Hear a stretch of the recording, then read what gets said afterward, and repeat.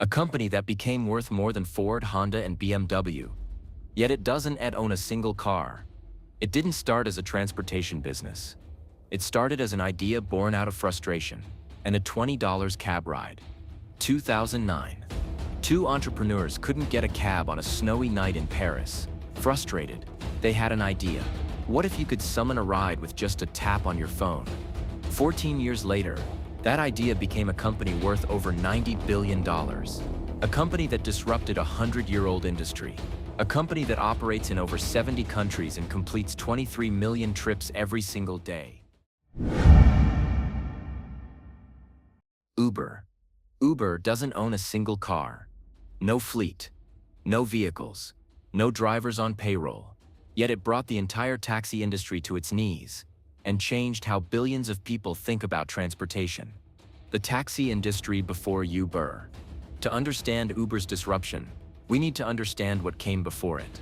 For over a century, the taxi industry operated on one simple principle: control through scarcity. In cities like New York, London, and San Francisco, you couldn't just become a taxi driver. You needed something called a medallion or a license. These weren't easy to get. In fact, governments intentionally limited the supply to control the market. In New York City in 2009, there were only about 13,000 taxi medallions for a population of over 8 million people. To buy one of these medallions, you'd need to pay around $600,000. By 2013, that price peaked at over $1 million. Think about that. A piece of metal that gave you permission to drive people around was worth more than most houses. This artificial scarcity created a monopoly. Taxi companies had no real incentive to improve their service because customers had no alternatives, and the customer experience reflected that. If you've ever tried to hail a cab before Uber, you know the pain points. You'd stand on a street corner, waving your arm, hoping a taxi would stop. In the rain, at night, or in certain neighborhoods. Good luck. Many drivers would refuse trips they didn't like or ask for your destination before deciding whether to pick you up. Payment was another nightmare. Cash was king. Credit card machines were often broken. There was no transparency on pricing, no way to track your ride, no accountability if something went wrong. You didn't know who your driver was, or if they were taking the most efficient route. And if you filed a complaint, it went into a black hole. The medallion system protected drivers and companies, not customers. The industry was ripe for disruption. All it needed was the right technology and the right moment. The birth of Uber. The story begins in Paris. 2008. Two friends, Garrett Camp and Travis Kalanick, were attending a tech conference. It was winter, snowing, and they couldn't find a cab. That frustrating moment planted a seed. Standing there in the cold, Camp turned to Kalanick and said something like, "What if we could request a ride from our phones?" The idea wasn't entirely new. People had been thinking about on-demand services for years, but the timing was perfect. The iPhone had launched just a year earlier. GPS technology was becoming standard. Mobile internet was getting faster, and a new generation of consumers was comfortable with apps.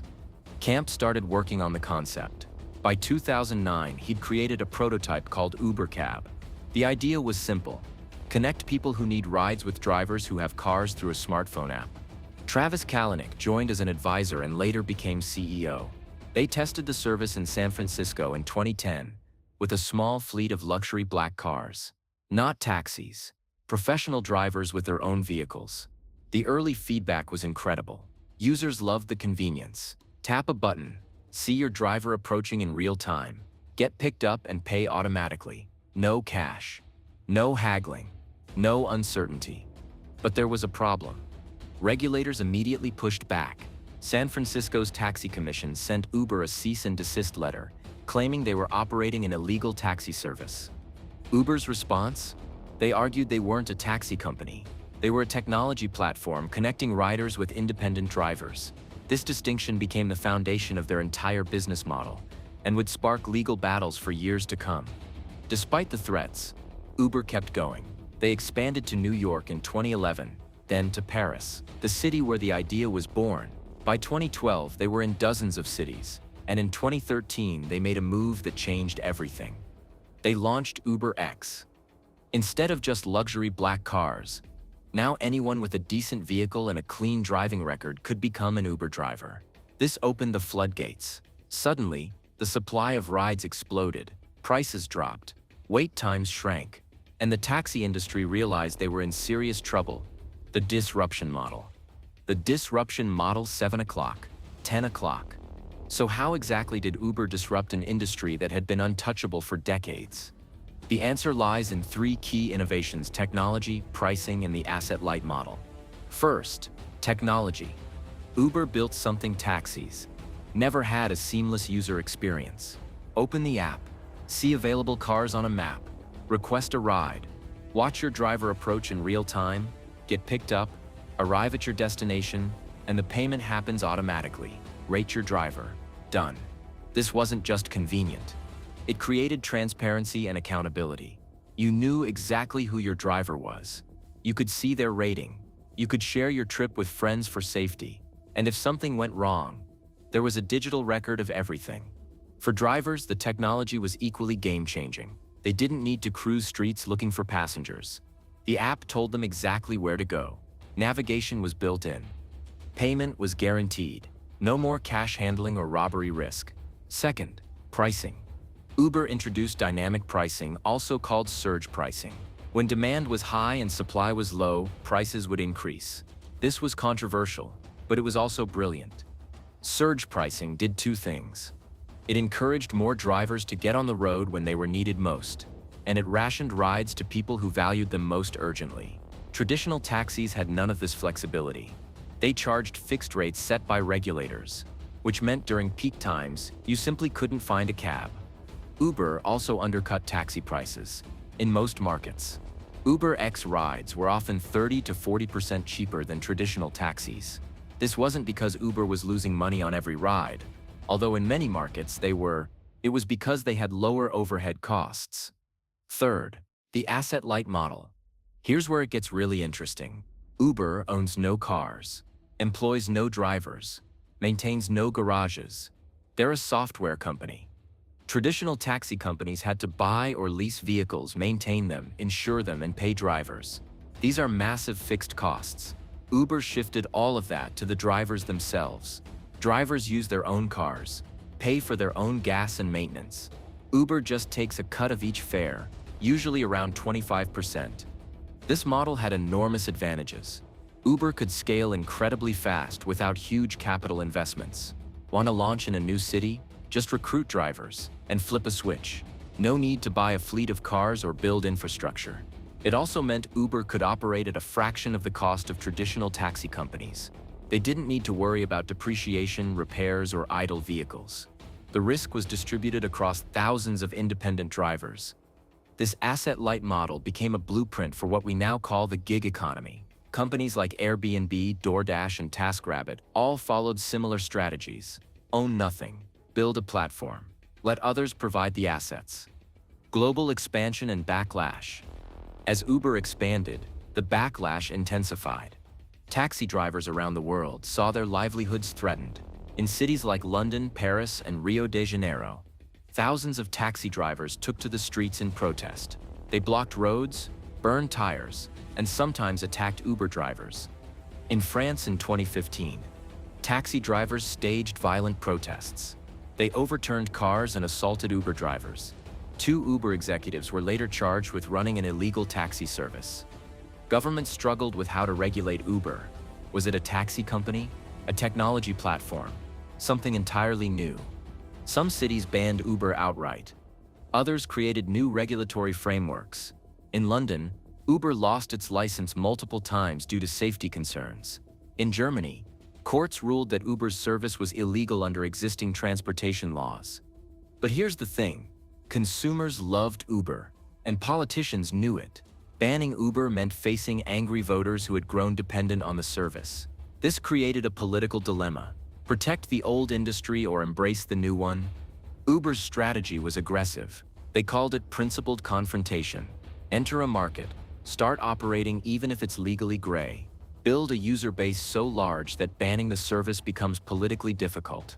Then negotiate with regulators from a position of strength. Travis Kalanick, the CEO, became the face of this aggressive approach. He was brilliant but controversial. Under his leadership, Uber grew at breakneck speed, but the company also developed a toxic internal culture. Reports of harassment, discrimination, and unethical practices surfaced. In 2017, after a series of scandals, Kalanick was forced to resign. His replacement, Dara Khosrowshahi, took a more diplomatic approach. He worked to repair relationships with regulators, improve driver conditions, and clean up the company's image. Meanwhile, competition heated up. Lyft in the United States, Didi in China, Ola in India, and Grab in Southeast Asia all challenged Uber's dominance. Uber spent billions fighting these battles. In China alone, they burned through over $2 billion before eventually selling their operations to Didi. But despite all the setbacks, protests, and competition, Uber kept growing. The economics of Uber's model. Let's talk about why not owning cars became Uber's greatest strength. Network effects. Uber's business model creates what economists call a two-sided network effect. The more drivers on the platform, the shorter the wait times for riders.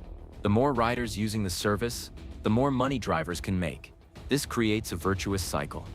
Once Uber reaches critical mass in a city, it's extremely hard for competitors to displace them. Why would riders switch to a service with fewer cars and longer wait times? Why would drivers switch to a platform with fewer riders and less income? This is why Uber was willing to lose billions of dollars in its early years. They were buying market share and building network effects that would be nearly impossible to break. Scalability. Because Uber doesn't own cars, they can scale incredibly fast. Traditional taxi companies would need years to acquire vehicles and hire drivers to expand to a new city. Uber can launch in a matter of weeks. By 2024, Uber operates in over 10,000 cities across more than 70 countries. No traditional taxi company could ever dream of that scale. Flexibility. Not owning cars means Uber can adapt quickly to changing demand. During rush hour, more drivers come online. Late at night, fewer drivers are needed. The supply naturally adjusts to demand without Uber having to manage a fleet. During the pandemic, when ride demand collapsed, Uber pivoted to food delivery with Uber Eats. They didn't have idle vehicles sitting in garages losing value. They just redirected drivers to a different type of delivery. Data. Perhaps most valuable of all, Uber collects massive amounts of data. Every trip generates information about routes, traffic patterns, pricing elasticity, and user behavior. This data makes the service better over time and creates barriers to entry for competitors. But there's a dark side to this model. Drivers bear all the risk. They pay for vehicles, gas, insurance, and maintenance. They have no job security, no benefits, and no guaranteed income. Whether Uber drivers are employees or independent contractors remains a legal battle in many countries. Critics argue that Uber simply shifted costs from the company to workers, creating a race to the bottom in labor conditions. Supporters argue that Uber created flexible earning opportunities that didn't exist before. The truth is probably somewhere in between. Lessons and legacy. So what can we learn from Uber's story? Lesson 1. Technology can disrupt even the most entrenched industries. The taxi industry seemed untouchable. It had regulatory protection, physical assets, and decades of market control. But Uber proved that a better user experience backed by technology can overcome even the strongest incumbents. The lesson: no industry is safe from disruption if it's not serving customers well. Lesson 2. User experience is everything. Uber didn't win because they had cars or drivers. They won because they made getting a ride easier, faster, and more pleasant than ever before. They obsessed over every detail of the customer journey. In today's world, customers have options. If your product isn't delightful to use, someone else will build one that is. Lesson 3. Asset-light models can scale faster than traditional businesses. By not owning cars, Uber could grow at a pace that would have been impossible for a traditional company. This model has been replicated across industries, from hospitality to food delivery to home services. The key insight: sometimes owning nothing is more powerful than owning everything. Lesson 4. Aggressive growth has consequences. Uber's grow at all costs mentality got them to market dominance. But it also created legal problems, cultural issues, and damaged relationships with regulators and drivers. There's a difference between being bold and being reckless.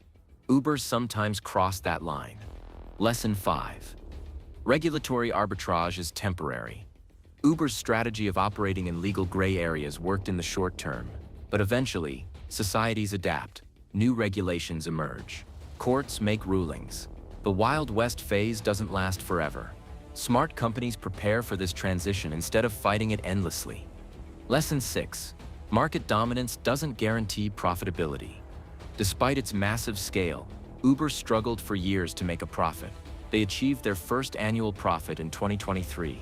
More than a decade after launching, growth and profitability are not the same thing. The lesson?